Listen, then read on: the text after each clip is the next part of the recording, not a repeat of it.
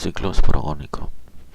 Se efectúa en las hembras de mosquitos del género Anopheles que se infectan al ingerir la sangre de una persona que tenga los parásitos sexualmente diferenciados en machos y hembras, llamados respectivamente microgametocitos y macrogametocitos.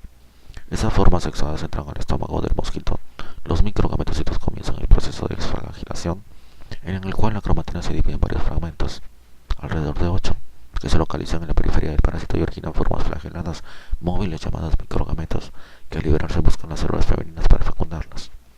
Los macrogametocitos duran y se transforman en macrogametocitos. En cada uno de estos se forma de uno a dos cuerpos polares que se mueven a la superficie del parásito para recibir un microgametocito que lo fecunda.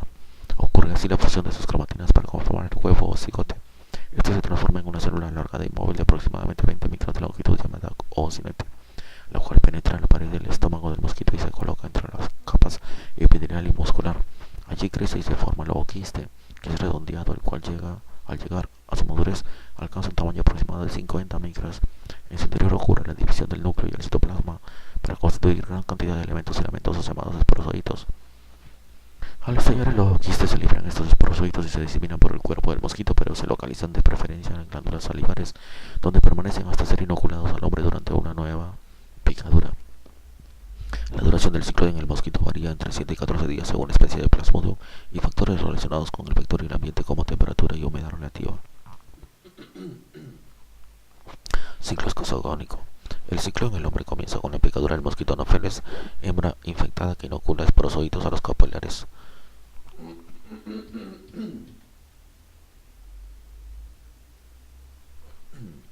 A los capilares sanguíneos. Estas formas parasitarias son fusiformes, móviles de aproximadamente 14 micras de longitud, que permanecen en la circulación alrededor de 30 minutos antes de invadir los hepatocitos. Existen dos etapas de reproducción de esquizogónica, preeritrocítica y eritrocítica. Etapa preeritrocítica se inicia en la penetración de los esporozoitos a los hepatocitos. Dentro de cada hepatocito parasitado se forma el esquizonte tisular primario, constituido por múltiples núcleos con su correspondiente citoplasma. Este esquizonte madura y deforma la célula hepática. Después de 6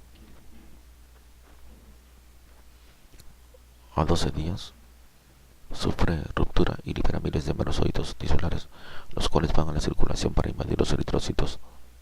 En P. vivax y P. ovale, algunas formas tisulares se desarrollan muy lentamente en el hígado y pueden permanecer latentes por varios meses, por lo cual se han llamado hipnozoitos. Cuando estos salen tardíamente a la circulación, producen las recaídas de la enfermedad. Esto no sucede con falciparum y malaria. El número de merozoitos en el esquizonte preeritrocítico se ha calculado así: malaria 2000, vivax 10.000, ovale 15.000, falciparum 30.000. Etapa eritrocítica. Los merozoitos procedentes de esquizontes tisulares invaden los eritrocitos, en donde toman inicialmente forma anillada, denominados trofozoitos.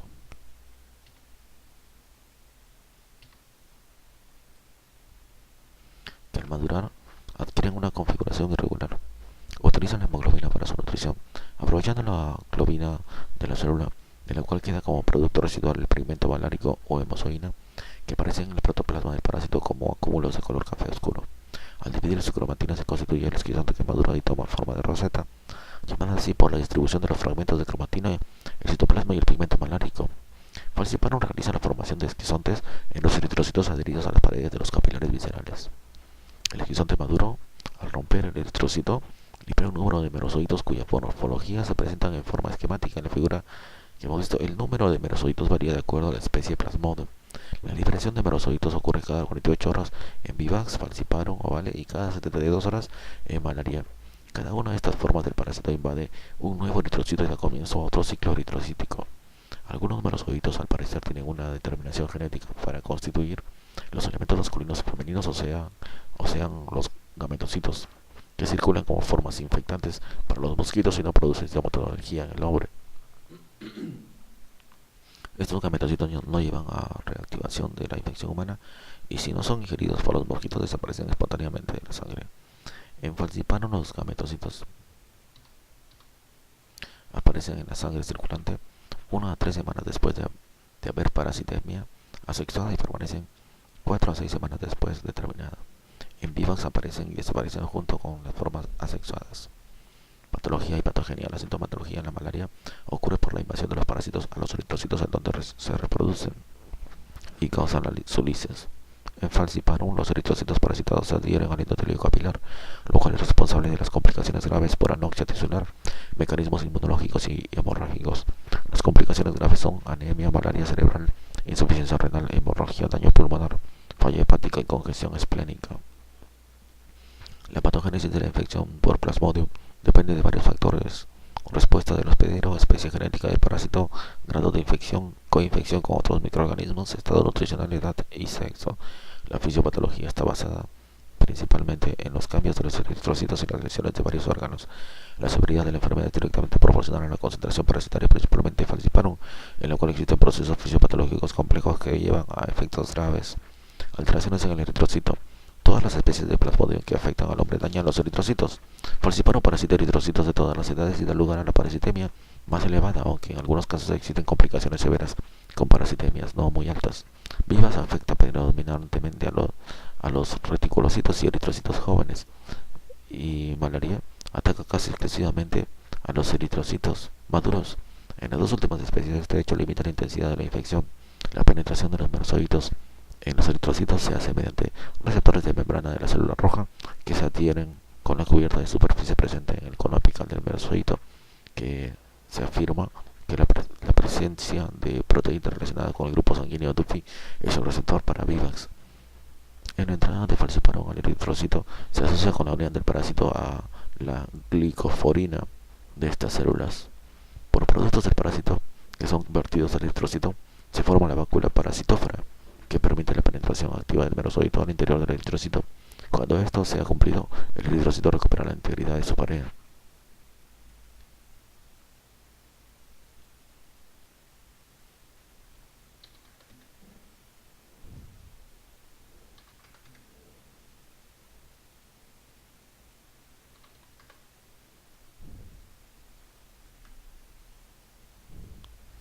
Parásito entre el eritrocito.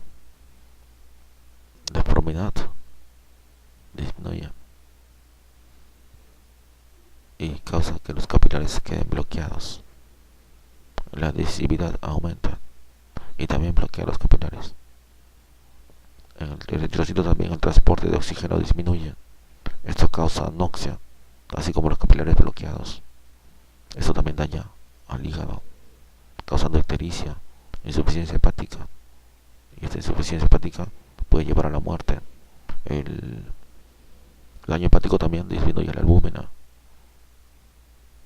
lo cual puede causar edema en el cerebro, muerte. La sobrecarga de líquidos también puede llevar a edema en el pulmón.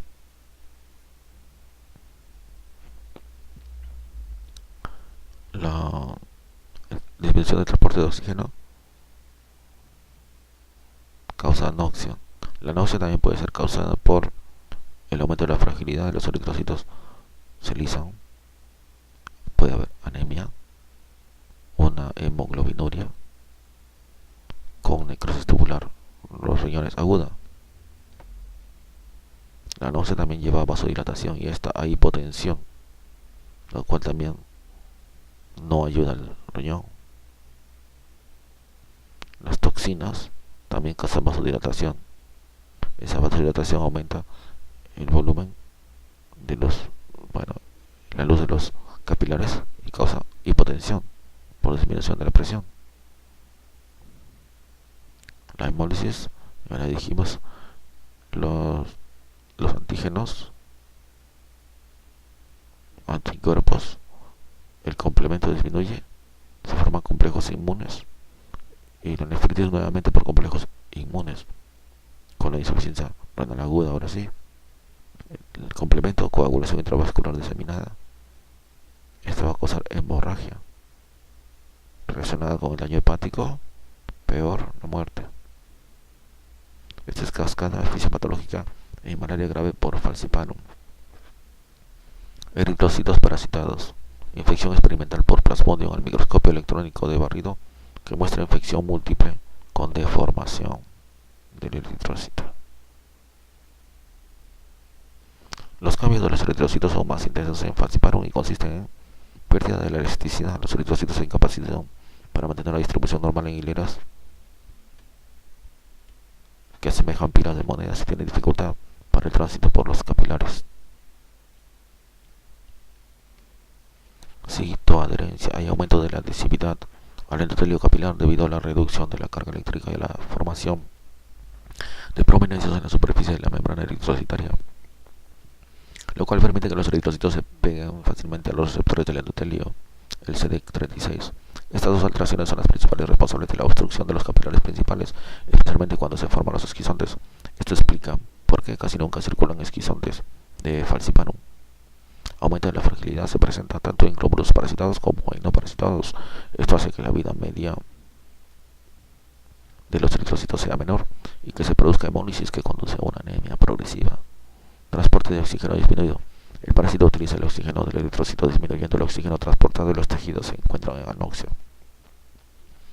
Liberación de toxinas y antígenos. Estas sustancias contribuyen a la destrucción de los eritrocitos tanto parasitados como no parasitados y a complicaciones inmunológicas. La destrucción de las células no parasitadas por mecanismos autoinmunes explica que el grado de anemia puede ser mayor que la causada por la sola hemólisis de eritrocitos parasitados. La liberación de productos no bien identificados se ha propuesto para explicar la fiebre. Sustancias de los parásitos y de los eritrocitos estimulan a los macrófagos la liberación del factor de necrosis tumoral alfa, que está asociado con el aumento de la temperatura. En la malaria severa este factor se encuentra aumentado.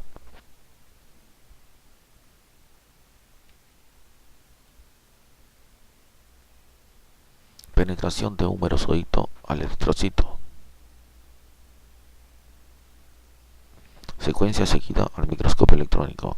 Primero, contacto inicial del extremo apical.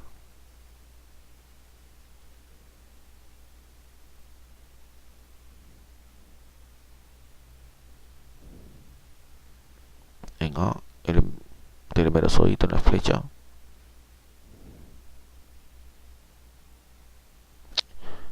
Y del merozoito en la flecha. Y del eritrocito. El extremo apical es A.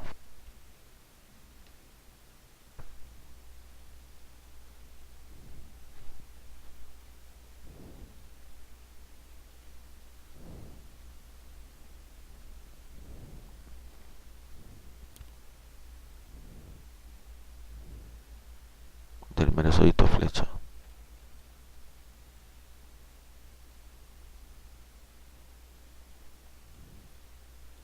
Y del eritrocito E. Este.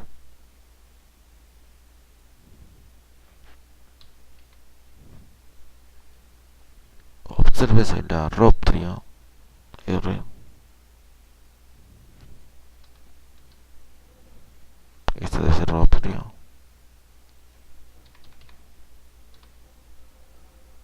Localización del núcleo y mitocondria. Núcleo. Este núcleo. Mitocondria.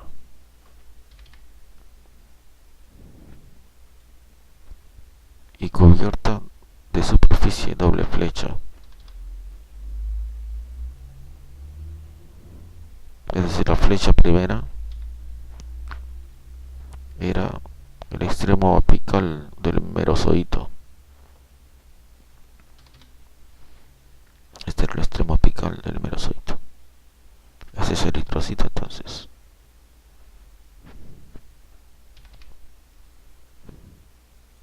Dos. En el sitio de unión del merozoito y del eritrocito se produce un engrosamiento del último, lo cual se observa a mayor aumento en el recuadro.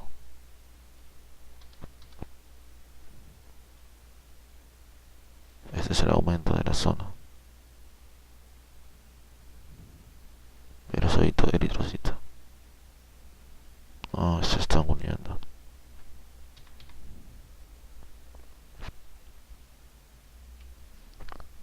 En 3, el merozoito MZ,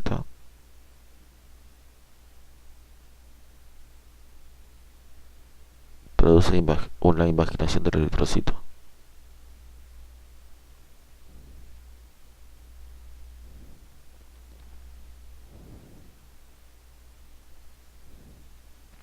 Nótese los puntos de unión C en los extremos.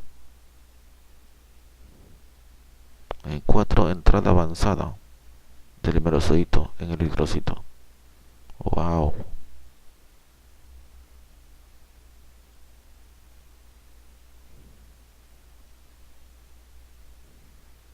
En 4, en el eritrocito E. Ya sabemos cuál es el eritrocito. Los puntos de contacto C permanecen en el orificio.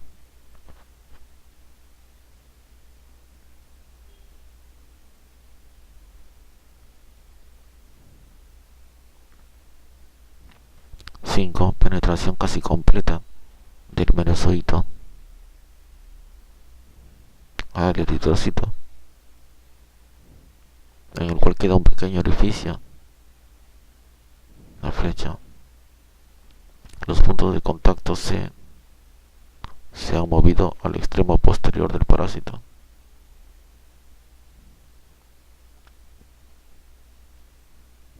Así puede ser, ¿sí?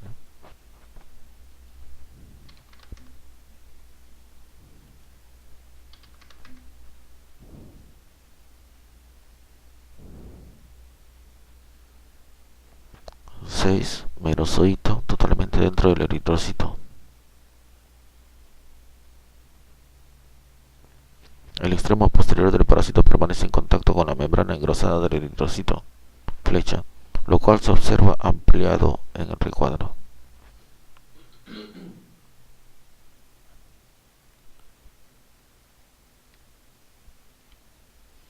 Alteraciones posteriores al daño eritrocitario. Existen varios mecanismos, algunos de los cuales son comunes a las distintas especies de Plasmodium, pero más acentuados o exclusivos a Falciparum.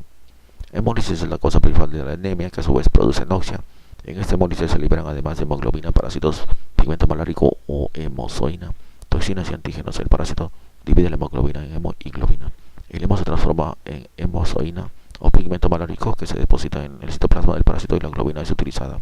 La hemoglobina liberada lleva a un aumento de la bilirrubinemia y a veces a hemoglobinuria.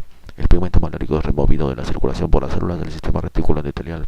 Las toxinas y antígenos pueden actuar sobre el sistema vascular y la formación de complejos inmunes que llevan a una disminución del complemento.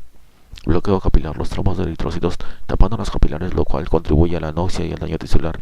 La rigidez de los eritrocitos y el aumento de la adhesividad favorecen el bloqueo capilar. Vasodilatación, aumento de la permeabilidad capilar. Estos factores conducen a hipotensión y salida de eritrocitos, principalmente en el cerebro. Defectos de la coagulación. Se originan en deficiencia de la formación de factores coagulantes por la insuficiencia hepática, lo cual también ha sido atribuido a la coagulación intravascular diseminada. Estos mecanismos causan hemorragia, la cual puede también originarse en la disminución de las plaquetas por el atrapamiento de estas en el vaso. Alteraciones en los órganos. Las vísceras se pigmentan de color oscuro por el almacenamiento del pigmento malárico en las células del sistema reticular endotelial. Este hallazgo es más notorio en el vaso, hígado, médula ósea y cerebro. En Falciparum se observan abundantes eritrocitos parasitados en los capilares viscerales. Vaso es de tamaño variable, está moderadamente aumentado en el paludismo agudo, de consistencia blanda y color rojo oscuro. Al microscopio se observan los sinusoides distendidos por glóbulos rojos y células mononucleadas. Los eritrocitos están parasitados y adheridos a las paredes, causando zonas de infarto. Las células con capacidad fagocitaria. Las células con capacidad fagocitaria poseen glóbulos rojos parasitados y sobre todo pigmento malárico. En las formas crónicas de la enfermedad existe una marcada esplenomegalia y el vaso pesa más de 500 gramos. Se encuentra de color oscuro con la cápsula distendida y engrosada. Está propenso a ruptura espontánea o traumática. Se observa también zonas de infartos, áreas de hemorragia, fibrosis e infiltrado de células mononucleadas. Hígado. El daño hepático es progresivo y puede llegar a la insuficiencia, especialmente en las infecciones por Falciparum. En estos casos se encuentra ictericia marcada, hemorragias e hipoalbuminemia, factor importante en la producción de edema cerebral y pulmonar. El hígado en la mayoría de los casos está poco aumentado de tamaño, congestivo y pigmentado. Es frecuente observar lesiones inflamatorias inespecíficas en las células parenquimatosas, células de Kupffer y espacios de Porta. Se observa hipertrofia e hiperplasia de las células de Kupffer, las cuales muestran en su interior el pigmento malárico, y eritrofagocitosis. En los hepatocitos se encuentra necrosis focal acompañada de infiltrados de mono y polimorfos nucleares distribuidos irregularmente en los lobulillos. Cerebro. El compromiso del sistema nervioso central es propio de falciparum, aunque existen escasos informes de afección cerebral en vivax. La malaria cerebral es una encefalopatía aguda difusa. Se produce microtrombosis capilar y reacción hiperalérgica de los antígenos del parásito que llevan a cambios consistentes en vasculomielopatía, isquemia, hemorragias petequiales perivasculares en forma de anillo, principalmente en la materia blanca, infiltrados perivasculares, desmielinización perivascular y edema. En las etapas tardías se han descrito la presencia de gliosis o granuloma malárico en un paciente muerto por malaria. Aquí tenemos corte macroscópico de hígado de color gris debido al pigmento malárico y característico de la malaria aguda. Malaria cerebral, corte histológico del cerebro que muestra capilares con parásitos.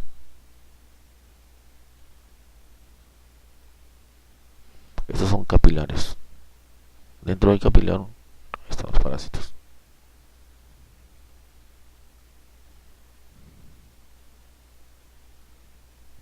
Entonces, decíamos que en un paciente muerto por malaria cerebral se observa macroscópicamente el cerebro edematoso, congestivo, de color grisoso, por el pigmento malárico y con hemorragias petequiales. Riñones. La complicación renal puede ocurrir en infecciones por falciparum y malaria. En el primer caso se produce glomerulonefritis con congestión, aumento del tamaño del órgano y pigmentación oscura. Microscópicamente se observa engrosamiento de la membrana basal glomerular, pigmento malárico en las asas, degeneración del epitelio tubular. Vamos a ver malaria, corte histológico de hígado que muestra células de Kupffer con pigmento malárico, flechas en malaria aguda. Malaria cerebral, corte histológico del cerebro con gran aumento muestra un capilar con parásitos.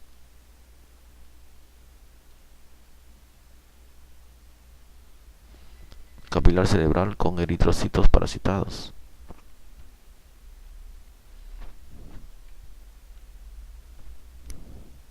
Las flechas muestran A.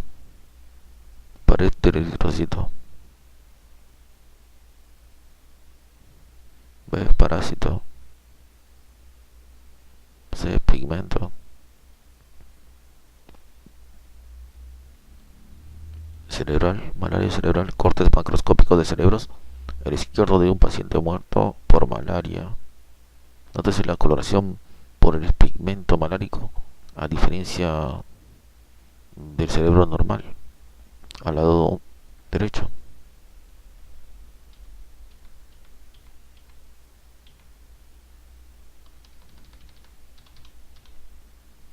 Entonces decíamos que microscópicamente se observa en los riñones engrosamiento de la membrana basal glomerular, pigmento malárico en las asas, degeneración del epitelio tubular y en algunos casos los túbulos renales están obstruidos por cilindros de hemoglobina, especialmente en la fiebre biliosa y hemoglobinúrica, la presencia de complejos inmunes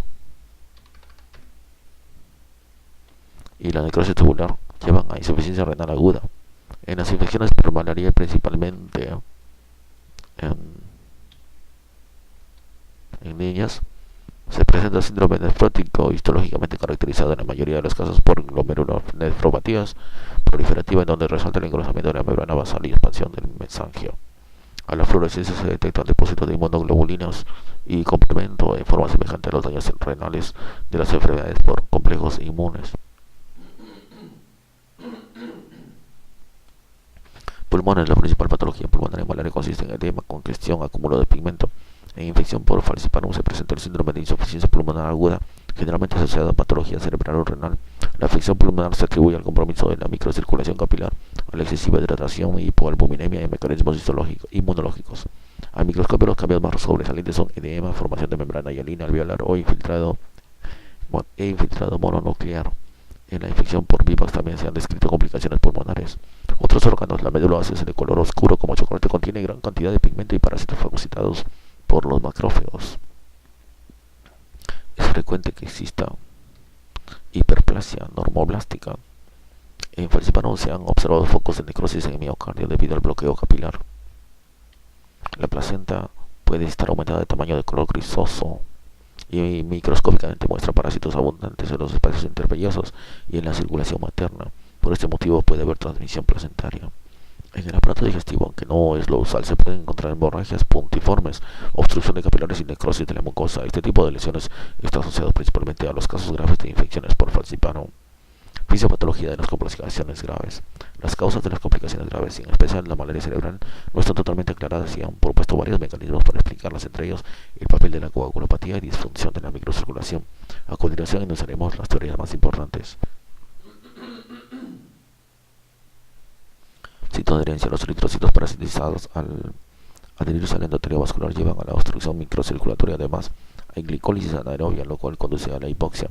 En la adherencia al endotelio intervienen las protuberancias que se forman en la superficie del eritrocito infectado con falciparum y receptores de membrana de las células endoteliales y receptores glicoproteicos en leucocitos y plaquetas.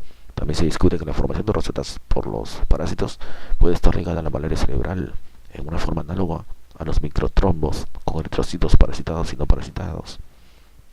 Aumento en la permeabilidad de la barrera hematoencefálica. La reacción inflamatoria se explica por el aumento anormal de la permeabilidad del endotelio capilar de los vasos cerebrales, llevando al edema cerebral. Esta teoría se ha podido demostrar y actualmente se considera poco probable. Acidosis láctica. Por la obstrucción del flujo capilar disminuye la perfusión en los tejidos y se llega a la acidosis láctica, y en la sangre se aumenta el lactato.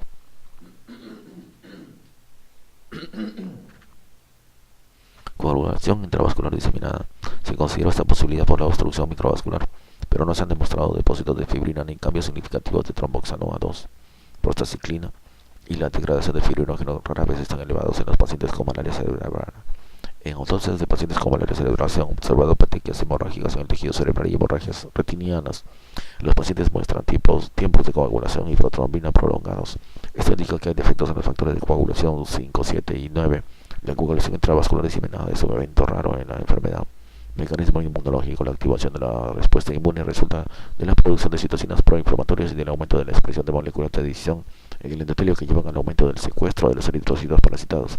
El factor de necrosis tumoral puede contribuir a la malaria cerebral como resultado de la regulación de la molécula de adhesión intracelular y CAM1 en el endotelio vascular cerebral. Hay evidencias en otras enfermedades que las citocinas y el factor de necrosis tumoral contribuyen a cambios bioquímicos en el sistema nervioso central.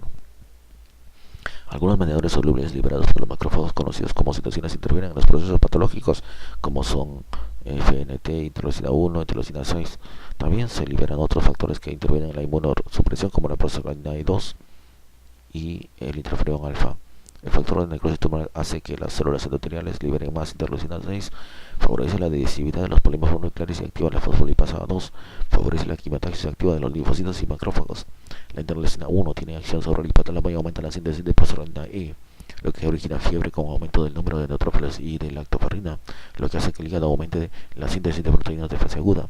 Disminuye el hierro sérico, aumenta el cobre sérico y se activan los linfocitos T y B. Parece que el factor de necrosis tumoral alfa es el que desempeña el papel más predominante en la patogénesis de la malaria severa.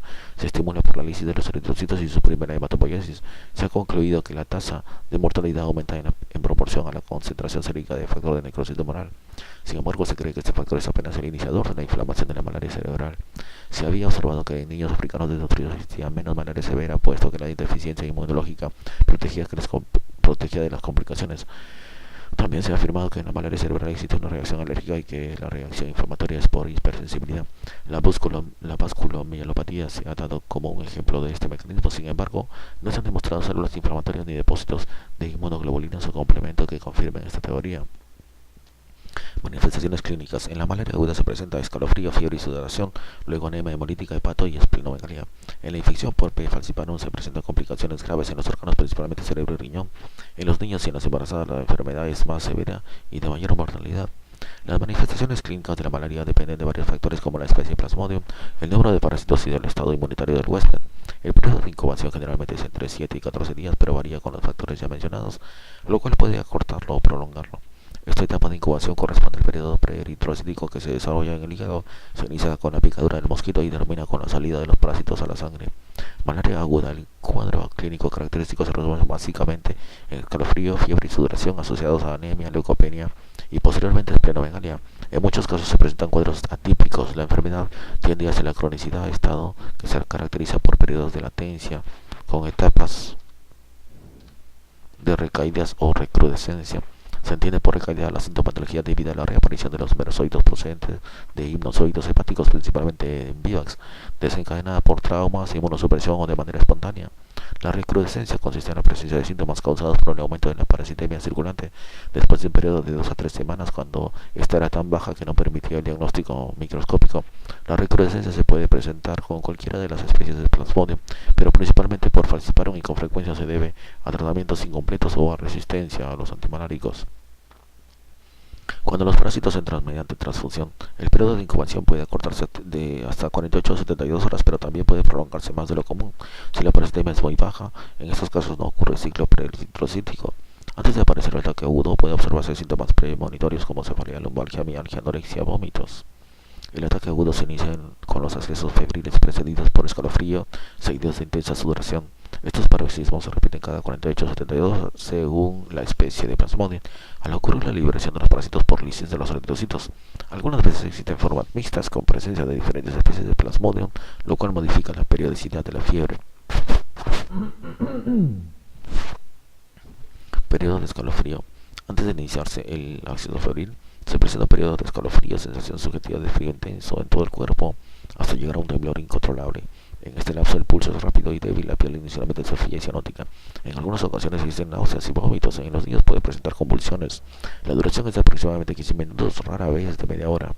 Periodo febril. A medida que la temperatura asciende, el escalofrío cede hasta desaparecer. La temperatura corporal sube rápidamente y puede llegar a cifras muy altas, hasta 41.5 grados centígrados, con aparición frecuente de delirios y de convulsiones en los niños. La cara está enrojecida,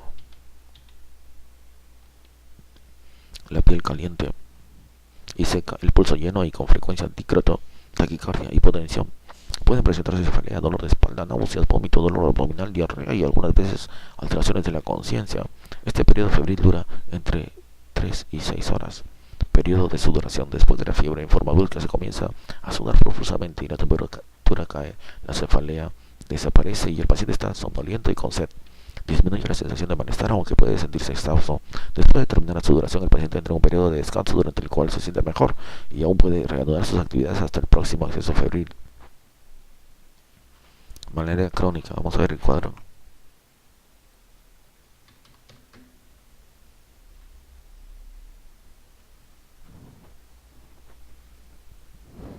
Malaria, curvas de temperatura en paludismo.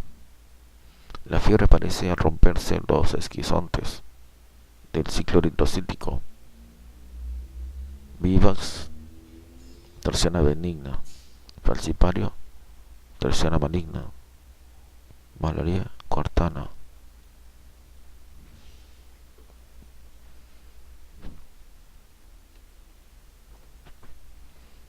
En el primer día, el plasmodio vivax.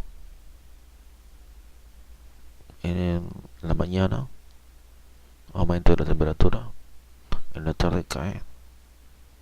Y este es lo que sucede al romperse los esquizontes. Las curvas de temperatura en paludismo. La fiebre aparece al romperse los esquizontes del ciclo eritrocítico. Aquí se rompen los esquizontes. Hay aumento. En la tarde disminuye a 37 grados. El segundo día, la mañana, se mantiene baja, baja, baja. Acá hay ruptura de esquizontes. El tercer día, a mediodía, nuevamente baja hasta el cuarto día. Es en Vivax. En Falciparo, que es la maligna, hay tan tremenda fiebre en el primer día. En la tarde baja un poco, pero sigue siendo fiebre. Y nunca baja la fiebre. Segundo día, tercer día, tremenda fiebre, vísceras. Ahí esto sucede en las vísceras. Y finalmente hay una caída al cuarto día. En malaria, similar al Vivax, hay una fiebre disminuida que solamente aumenta en la última etapa. En el Vivax es en el tercer día. En malaria es el cuarto día.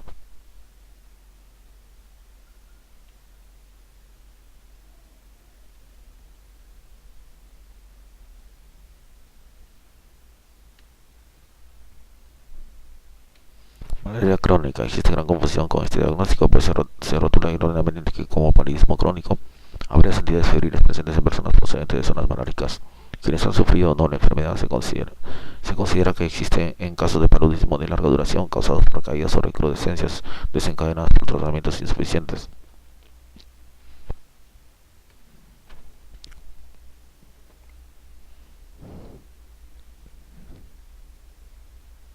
También por cambios de clima o exposiciones al frío, alteración de la resistencia individual por diferentes causas como desnutrición, inmunosupresión, operaciones quirúrgicas y enfermedades debilitantes.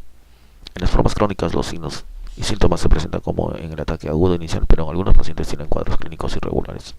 El vaso, que al comienzo de la infección puede no ser palpable, alcanza gran tamaño. Lo mismo sucede cuando hay varias reinfecciones. El vaso es duro, frágil, poco doloroso y está expuesto a rupturas espontáneas o traumáticas, aunque en realidad rara vez ocurre.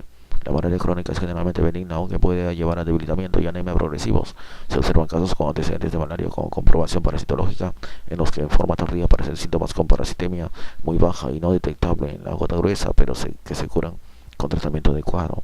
Malaria en el embarazo. Las mujeres no inmunes, especialmente las primigrávidas, son más susceptibles a la enfermedad severa, a tener abortos y mortinatos. La malaria por falciparum en el embarazo lleva a una alta mortalidad del feto y en algunos casos de la madre. En Gambia se ha observado la prevalencia un poco mayor en mujeres embarazadas que en no embarazadas. Igualmente la parasitemia es más alta en las embarazadas. Se ha hablado de un estado de inmunodepresión en el embarazo que favorece la infección, pero no es claro el mecanismo. La enfermedad es más severa en mujeres primigrávidas y no inmunes. La infección en la placenta es más alta en las mujeres primigrávidas que en las multigrávidas. En la placenta hay secuestro y desarrollo de los parásitos con obstrucción de microcirculación, hipoxia e interferencia de nutrición del feto. Los parásitos expresan variantes de antígenos de superficie específicos de clase que hacen la adición de los eritrocitos infectados al condroitin sulfato A de los espacios intervellosos. La madre desarrolla con facilidad edema pulmonar agudo e hipoglucemia. Puede ocurrir aborto, muerte fetal o parto prematuro. Hay sufrimiento fetal, mal desarrollo y niños de bajo peso al nacer y muerte perinatal. La producción de factor de necrosis tumoral alfa juega un papel importante en la patogénesis y está relacionado con infección severa y malaria cerebral. Es poco frecuente la malaria congénita, aunque es posible el paso de los parásitos por la barrera placentaria y se encuentra con más frecuencia en zonas de baja endemia, menos frecuente en las zonas de alta endemia por inmunidad en la madre. En general es más frecuente cuando la madre tiene la enfermedad durante el embarazo, con una incidencia de 1 al 4%. En las semi-inmunes o no inmunes puede llegar hasta 10%. La malaria congénita ocurre principalmente en las infecciones por vivas o falciparum. La anemia es la complicación más frecuente y cuando es severa puede ser causa de muerte. Igualmente la sobrecarga de líquidos puede inducir falla cardíaca aguda o edema pulmonar. La anemia también puede llevar al daño del neonato. Al inicio del embarazo la hiperpirexia y la malaria puede ser causa de aborto. En el embarazo se desarrolla más frecuente malaria cerebral y otras formas de malaria grave con alta mortalidad. La hipoglucemia puede llevar a la bradicardia fetal y hiperpirexia al daño fetal. El paludismo también está asociado a edema pulmonar, hemorragias postparto y mayor mortalidad materna. En la embarazada la hipoglucemia es causa de visión borrosa, vértigo y hipotensión, y en los casos severos convulsiones. La mortalidad neonatal es más elevada en madres con parásitos en la placenta y presencia de VIH, e igualmente hay mayor riesgo de tener niños de bajo peso.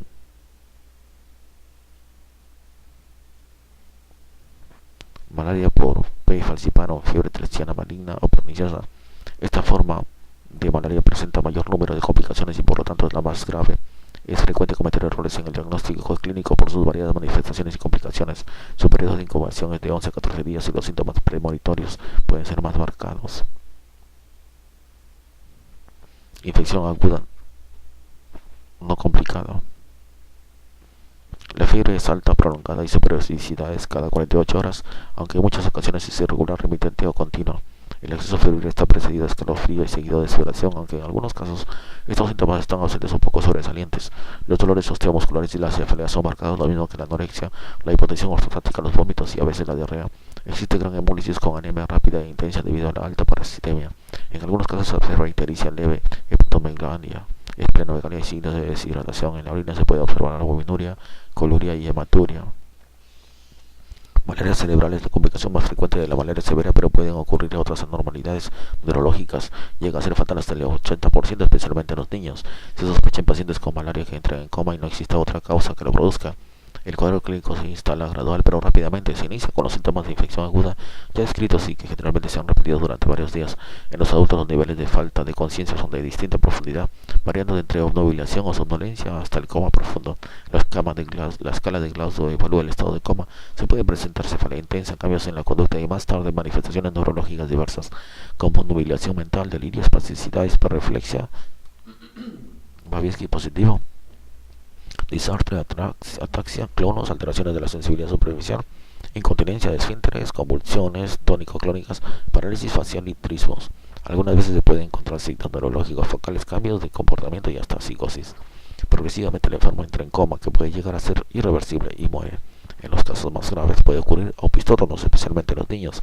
Se encuentran hemorragias retinianas en aproximadamente el 15% de los pacientes. Otros síntomas oculares también pueden aparecer, aunque con menos frecuencia. Las convulsiones son más frecuentes en niños que en adultos, aunque se han informado hasta en la mitad de todos los enfermos graves. Las secuelas neurológicas de la malaria cerebral pueden ocurrir en algunos pacientes. En niños de África se ha registrado un incidente del 10%, especialmente cuando se había complicado con hipoglucemia. También se ha registrado ceguera cortical, ataxia, alteración del comportamiento, lesiones de nervios craneales, temblor extrapiramidal, polineuropatía y disfunción cerebral.